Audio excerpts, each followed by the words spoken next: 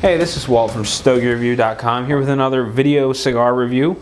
I actually turned the camera on and forgot to grab my mic once again, and what I'm doing now is getting the rest of the mic set up. This week I have something a little bit different.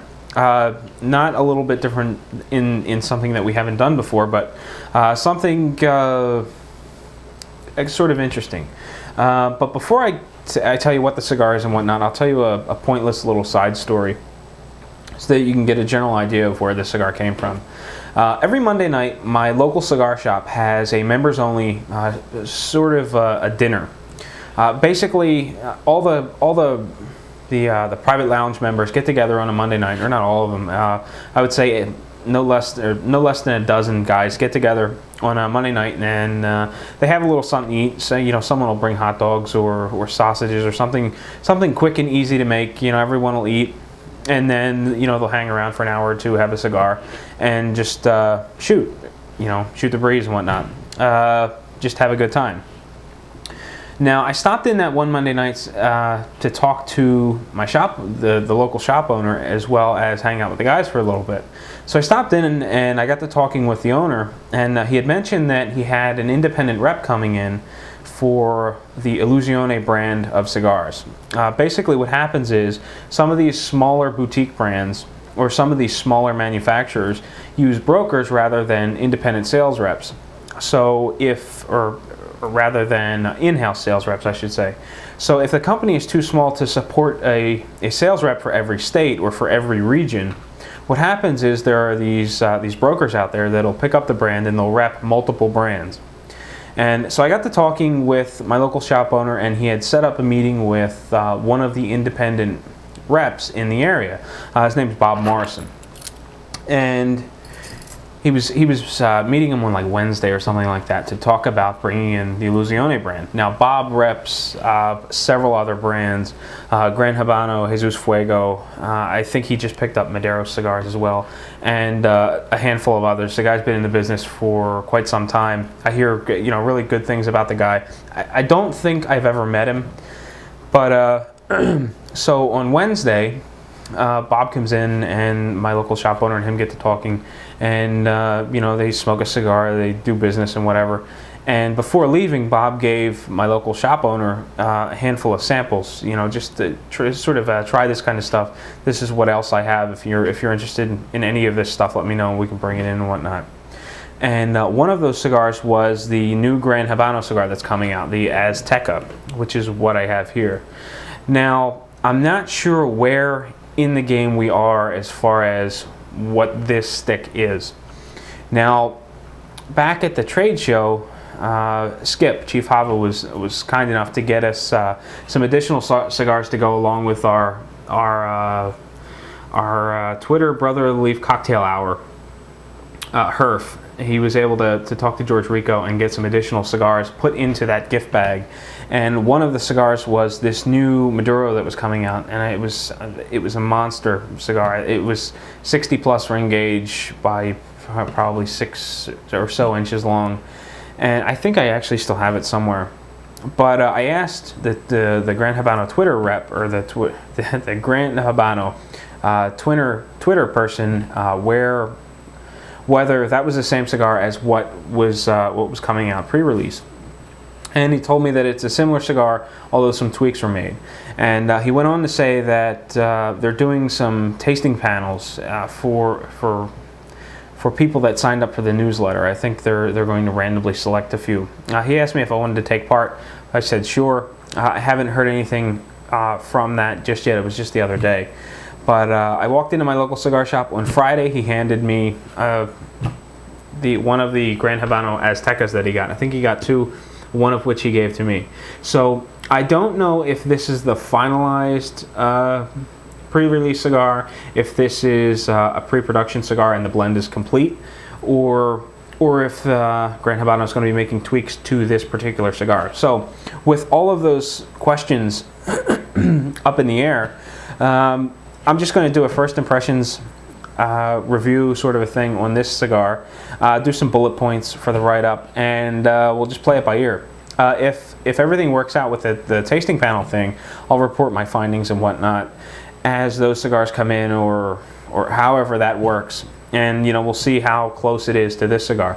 I know some other people have talked about getting their hands on the new Azteca, the pre-release version. So I don't know whether this is the final blend or not. But in any case, I'm going to get my cigar lit, and we'll get this thing kicked off, because it's been like 5.5 minutes of me just talking about how I came to have the cigar. So first and foremost, this is a very dark cigar. It's nice and oily.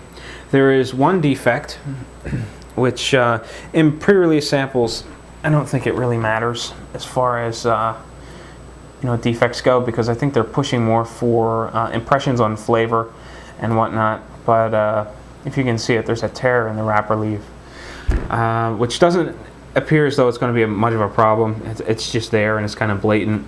And if I look down the cigar, it's the seam, the spiral seam going down the cigar is very, very apparent, like it's lifting at the edges.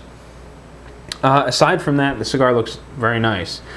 Small veins, very dimply sort of looking. It's got a very toothy wrapper, and what I mean by that, it's got lots and lots of these tiny little oily specks that give it sort of a sandy texture. And it looks good, nice and oily. Consistent color. It feels very, very packed with tobacco. If anything, I think this might be a little stiff as far as the pre-light draw goes, but we'll see how it goes. I'm not finding any soft spots, no overly hard spots. So again, it feels consistent. So completely unprepared for this review. But just find myself a cutter, get this thing opened up. I did check the dimension on this. It was 6 inches by what feels like 52-ish. So assuming that this is going to carry some form of a Toro name. I don't know whether it's going to be sort of customized for the blend or for the brand, or if they're just going to go with traditional size names. But it's a Toro, or what seems to be a Toro.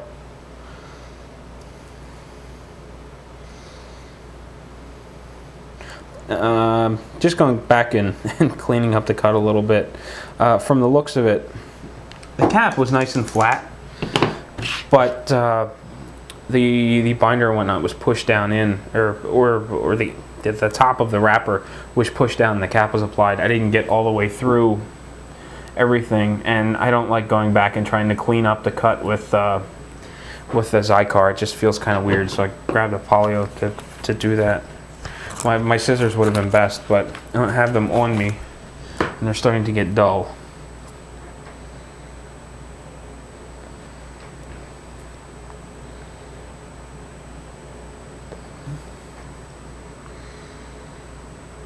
The pre-light draw is a little stiff, and I'm getting a medicine-y taste.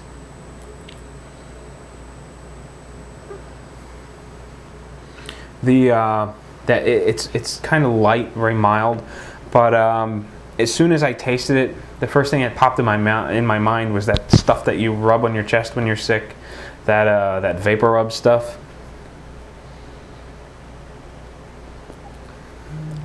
So hopefully that doesn't come through when we're lighting, because I don't want to be tasting vapor rub while I'm smoking my cigar.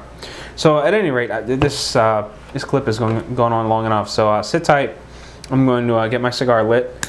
I'll be back. We'll take a look at the first third of the pre-release of the Gran Habano Azteca, and we'll go from there. Oh, and I'm also pairing this with Samuel Smith's Oatmeal Stout. I figured, with the Maduro, I might as well grab a beer. I've only got 1 or 2 of these left, so thought I would enjoy them with a cigar rather than going with straight up coffee, or straight up water with a brand new cigar. I'm just going to throw caution to the wind and do it with beer. So take this pre-release once and done kind of a thing for what it's worth, and realize that regardless of how this cigar turns out, it may or may not be anything like your sample when the cigar is finally released. And again, this is my one and only sample of the Gran Habano Azteca, so I really can't comment on consistency within the line because I've got nothing to compare it to. So again, take the review for what it's worth, and sit tight. I'll be right back, and we'll get this thing underway. In 3, 2, 1. All right, well, I'm back, and kind of lost track of time here. I think I've been at this for 35 minutes, 40 minutes, something like that. And so far the cigar is burning very, very well. It holds a nice compacted ash. It's got a nice stacking effect to it. Very attractive light speckling all over the ash from the tooth in the wrapper. The draw is still a little stiff. The smoke volume is still moderate. And I'm not noticing much build as far as the flavor, body, and strength are concerned. The flavor just, I'm still getting that a little bit of a wave of bitterness, but it's not as noticeable at this point. It's almost as if, so unless I focus on it, and then it sort of pops. But the way it stands right now, it's just sort of a generic tobacco flavor. There isn't anything that's really jumping out at me.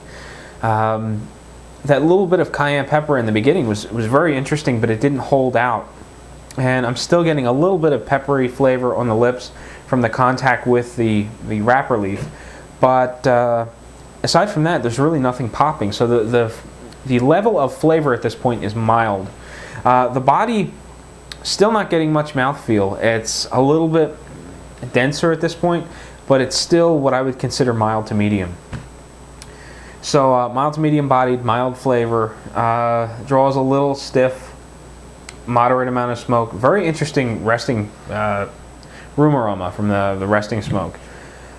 It's burning nice and slow. It's burning very well. At this point, it's not offensive, but it's not really grabbing my attention either. And you know, for whatever it's worth, I don't smoke a whole lot of Toros. I find that they tend to take a little bit of time to sort of get warmed up or get acclimated, and then jump into the flavor profile that's really meant to pop. It's one of the reasons why I smoke the smaller cigars, Robusto and smaller, Coronas, Petit Coronas, whatnot. They seem to pop much faster, and that flavor really comes through. And you know, you don't have to sit and wait for the flavor to build before it becomes something interesting. In this case, I'm still waiting for something, you know, something lively to happen. But at this point, it's just been very laid back and slow coming.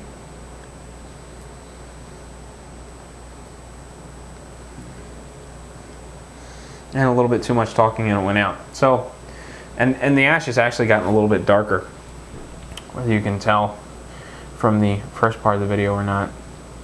But that's where we are. So far, at this point, I'm still waiting for the cigar to come into its own. At this point, I'm just, it's nothing really special.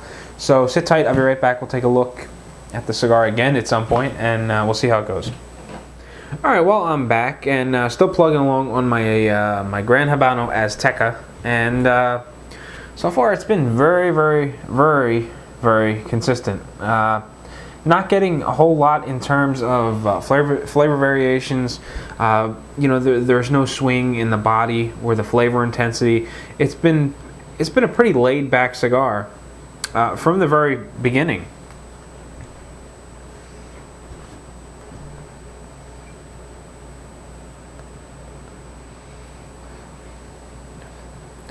The draw is a little stiff. The smoke volume is still moderate. So as far as the construction goes, it's very consistent as well. There hasn't been much change up there.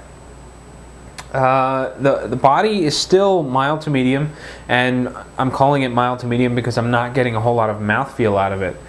Some cigars, you draw on them and you get a mouthful of smoke, you blow the smoke out, and you get this really thick sort of like molasses kind of coating on the mouth. That is what I consider a very full-bodied cigar.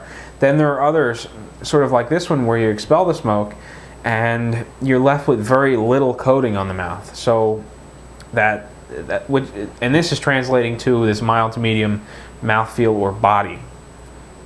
As far as a nicotine level or strength is concerned, I'm really not noticing anything. You know, I'm not feeling any adverse effects from nicotine. So I wouldn't call this a very strong cigar or a very nicotine-laden cigar. The flavor intensity is still mild to medium. I would really like it to pick up, but it's you know, I'm more than halfway through it, and I haven't seen any progression there. That little bit of a bitter flavor that washed over the palate earlier on, I'm getting that a little bit more at this point. So that seems to have picked up. The core flavor just tastes like a generic tobacco. There's nothing really popping. That bitterness is kind of interesting, but it's not heavy enough to grab my attention. This cigar would probably be much better suited for earlier in the day, at least for my palate. You know, smoking it in at almost 9 p.m. It's just not flavorful enough to punch through all the other stuff I've had today. You know, breakfast, lunch, dinner, a couple of other cigars. So at this point, it's a little too laid back for my tastes. Aside from that, I'm not sure what else to say. I don't have a whole lot of experience with Gran Habano cigars, or I should say I do, but I don't at the same time. I used to smoke a ton of the Gran Habano Corojos and even more of the Connecticut's. And I still pick up the Connecticut's from time to time. They're a mild cigar that is affordable, flavorful, and consistent. I think I was buying Rothschild size or Robusto size Gran Habano Connecticut's for, I don't know, a little over $4 locally, and it was a great morning cigar with a cup of coffee. I've sort of just kind of wandered away from them since I've been smoking more of the Perdomo Reserve Champagnes and the Oliva Connecticut Reserves. I've sort of phased out the Gran Habano stuff. I haven't had the Corojo in quite some time. I just kind of got bored with it. Last year sometime, I think it was at Cigar Fest, I had a Gar for the first time, and I was really impressed. I haven't had a chance to smoke very many more.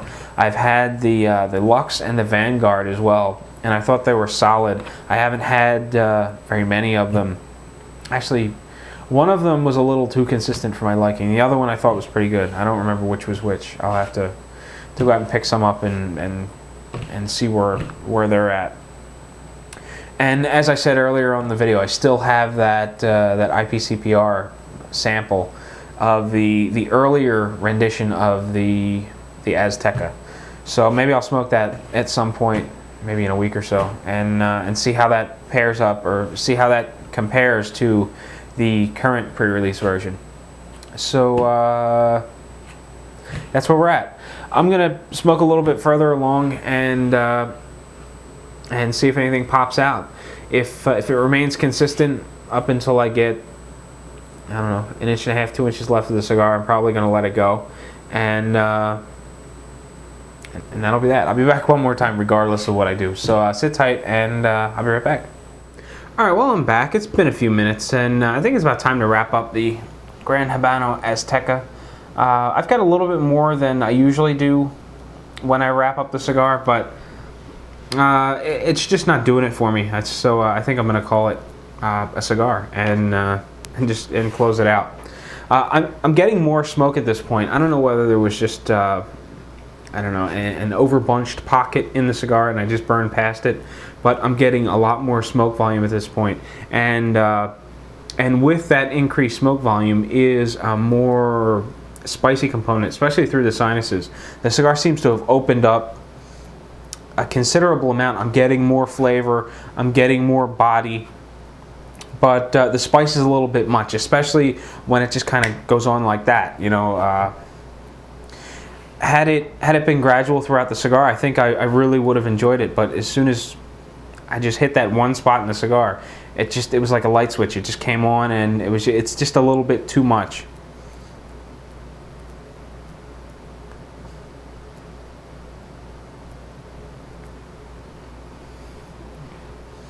So at this point, at the later section of the cigar, I'm getting a good dense smoke volume.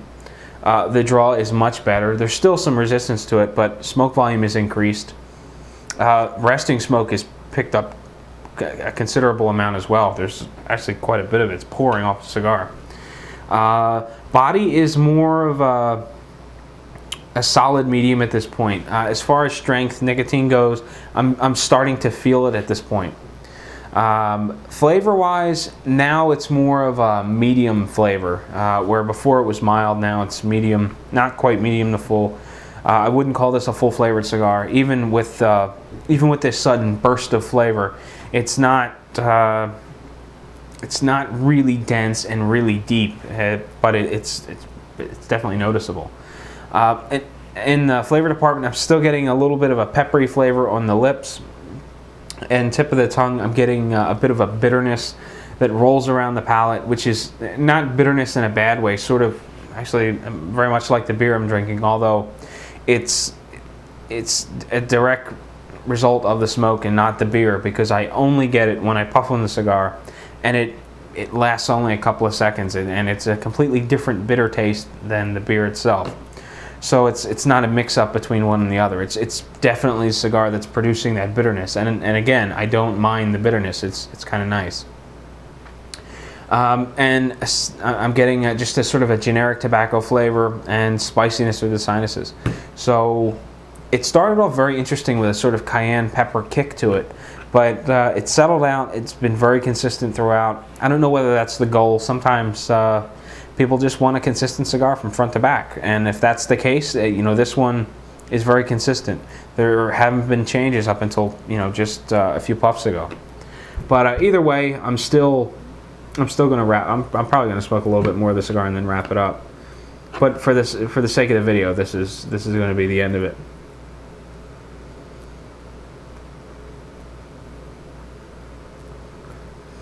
In terms of construction, it's been beautiful. Nice thin and relatively even burn line. The ash is kind of dark, but it holds on.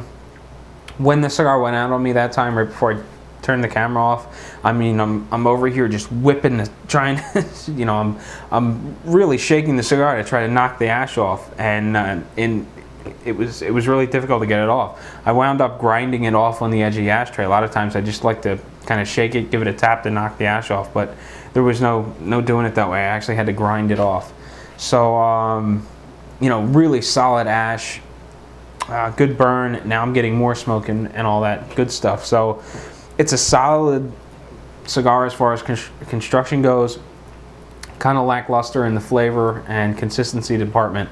At least for me, I like a cigar that's got a lot of twists and turns, and this one's very consistent. So that is your look at that is my look at the Gran Habano Azteca pre-release. So until next time, happy smoking.